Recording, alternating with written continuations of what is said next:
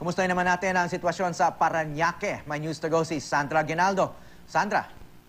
Yes, Hawi, humupa na yung ulan at hangin dito sa kinilalagyan namin sa Parañaque.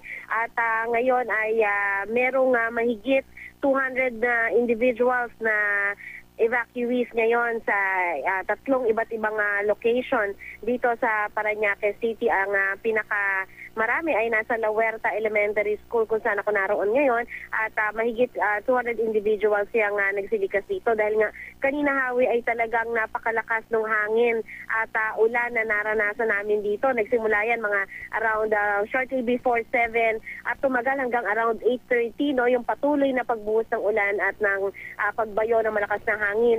Meron tayong nakita dito ng mga nagtumbahan na puno, nagtumbahan na poste at meron din na kotse na nabagsakan ng signage at yung ilang signages din yung nakita natin na nagkalat dito dahil na rin sa lakas ng hangin. Meron din isang car showroom dito, Hawi, no, na unti-unting binasag ng hangin yung salamin hanggang sa tuluyan ng nawala yung salamin sa harapan nitong gusali na ito.